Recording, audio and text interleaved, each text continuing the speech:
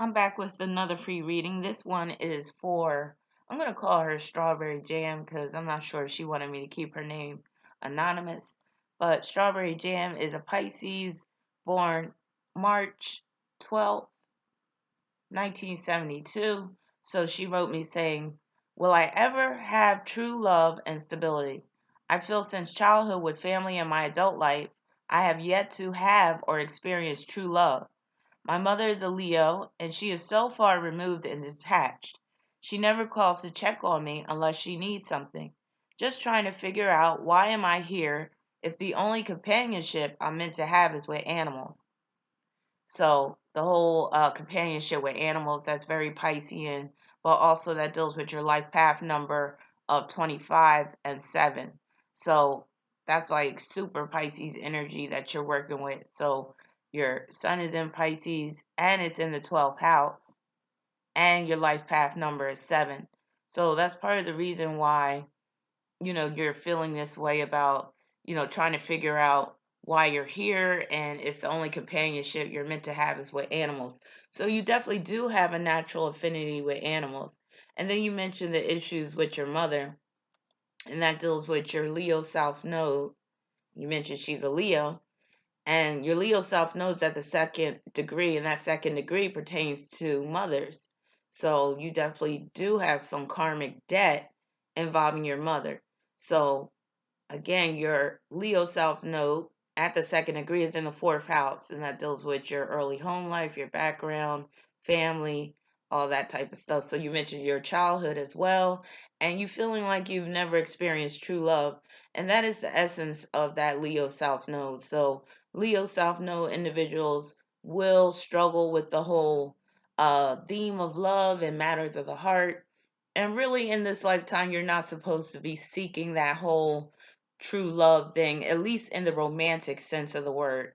But even in terms of receiving individualized love and attention from your family, your mother in particular, you really can't bank on that either. And you have that Aquarius North Node in your 10th house, along with your Aquarius Moon, and that deals with your mother having this sense of entitlement towards you and only contacting you when she needs something. And also you have Capricorn in midheaven, that's representing your mother as well. And you got Saturn and Gemini in the first. So that Saturn and Gemini deals with the fact that the two of you, you maintain contact with each other, but your mother's coming from a position of, you know, you being of use to her. Like, okay, she's only going to deal with you when it's, convenient for her and when you are some type of use to her. So I definitely see the problems that you're dealing with.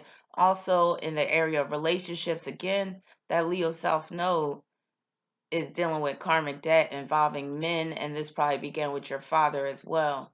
So you really can't, again, bank on falling in love in this lifetime. And if you do fall in love, it could be an illusion, or you could end up seriously getting your heart broken. So what you have to do is be more about companionship.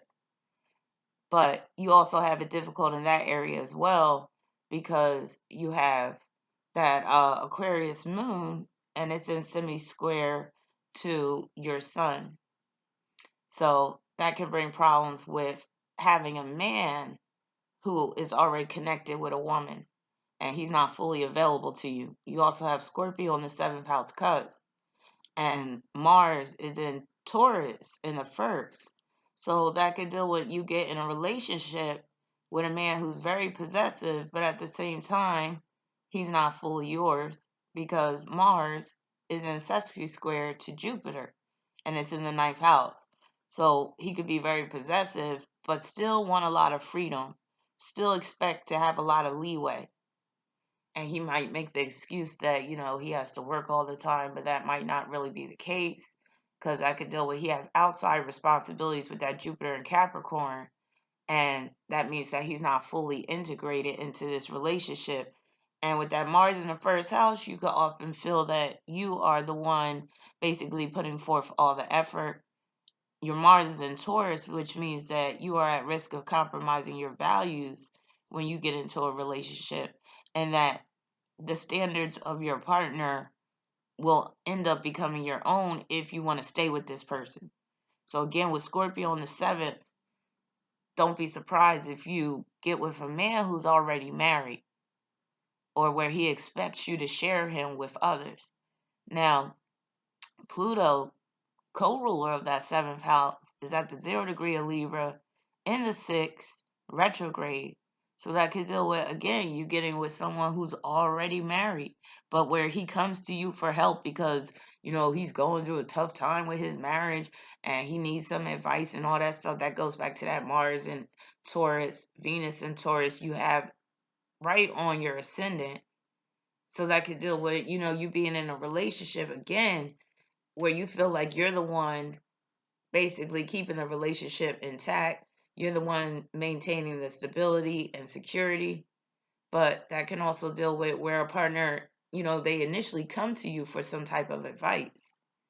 And with Venus ruling intersected Libra in the 6th, again, your partner could already be in a relationship, already be married. They come to you for help because that 6th house is about help. And this could happen in the workplace. You start going out to lunch and he telling you about his wife and how she's a bitch and all this stuff. And you start feeling sorry for him and all that. Now, if you don't want to be in that type of relationship, then you could end up being single for a very, very long time. Because that's the type of relationship that I could see you being in. And where it begins in a workplace because you got Pluto in Libra and it's in trine to your Aquarius North Node. So you might have already been in a situation like this and maybe it didn't work out, but there could be another man in your future that comes into your life and he's in need of your help. He comes to you for some advice, for some type of counseling, dealing with his relationship or what have you. So keep that in mind when it comes to the whole, being in love or finding true love and all that stuff, because the love that you are meant to have experience in this lifetime is going to be wrapped up in a different package. It's not going to be that um, individualized attention type of love. You may very well have to share this person with others, namely another woman. And it might only be for, a number of years. But again, once he leaves that woman, there's no guarantee that he's going to marry you. So marriage, I would definitely say, don't really bank on that. From what your message was saying, I would say that, you've probably never been married. I would say you need to keep it that way. Your Venus is squaring the nodes. So if you were to get married, there's a good chance that you would get divorced anyway. And probably, you could probably end up in a marriage for a long time, but not really be true to yourself while you're in that marriage. So again, you have to reevaluate your what am I trying to say? You have to basically approach relationships, approach love from a different perspective in this lifetime. And that's dealing with that Aquarius North Node. And with that Aquarius North Node being in the 10th house, you really need to focus on how you could contribute to society, what type of social causes that you could become a champion for. And you have that 12th house sun. So, what a lot of people don't realize with that 12th house sun, you got two options. And it basically is to serve or to suffer. So, if you're not serving others in some way, in a way where you're not serving yourself in return, and that's very much that Leo South. No, you really can't be about satisfying the desires of your ego in this lifetime, because if you do, oftentimes you will be severely disappointed and you will, be on the losing end.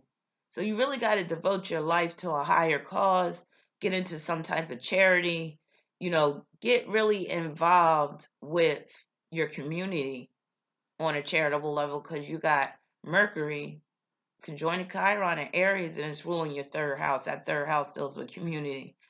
So once you really get out in the community and start trying to make a difference and take up some type of cause and, become some type of activist, then there's a good chance you're going to meet that person that's going to be what you're really in need of. Maybe not exactly what you want, but it'll be what your soul needs. So, it very well could be a soulmate. Soulmate meaning that you knew this person in a past life, because you got Pluto ruling the seventh and it's in trine to Saturn and Gemini. So this could be perhaps an older brother from a past life, and y'all come back together in this lifetime, and y'all become a couple. So when you do meet this guy, it's going to feel like there's instant recognition, of course. But again, don't be surprised if he's already married. So you also asked about your son, who's an Aquarius. So you said, real quick, do you see any concerns in my son's life? Well, him being a 27, just out the gate, he's going to have to be very careful when it comes to women. So I didn't even look at his chart yet, but I already know that when it comes to men who are 27s, they got to be careful, because they could attract women that are deceptive, that will cheat on them and all that type of stuff. His south node is in Aries, north node in Libra, which means that in this lifetime, relationships are basically a new thing to him. So he's going to be going through some, rocky relationships more than likely. He has Sun conjoined to Mars, which makes him very willful. So, he's liable to get into a relationship with a woman that will be rather submissive, but she could be secretive at the same time and still be doing some dirt. And, he ended up getting his heart broken in the process or whatever like that. Let me see what else he got. He got Mercury conjoined to Neptune, so that can make him very impressionable. And, that could be challenging, especially because it's squaring his his Libra North Node. So, he could be very impressionable with respect to women and end up getting with the wrong type of woman, even though she seems very agreeable at the onset. He got Venus in Pisces, so that reinforces the theme of him getting with a woman that could be deceptive in some type of way. It's a semi-square with his Uranus. So she could have a friend, because his Uranus is at the 0 degree of Aquarius. She could have this friend that she claims is just a friend, but she really seeing him on the low. So his Venus is in the 7th house.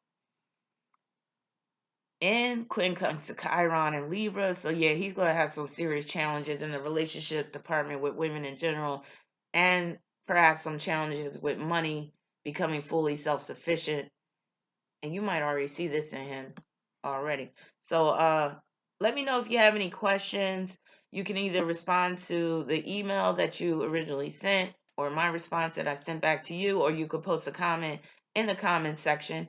And if anyone would like a chance for a free reading for the next month or the following month, just send me an email with free reading on the subject line. Include your birth information, the date, location, and time. If you don't have the time, that's fine.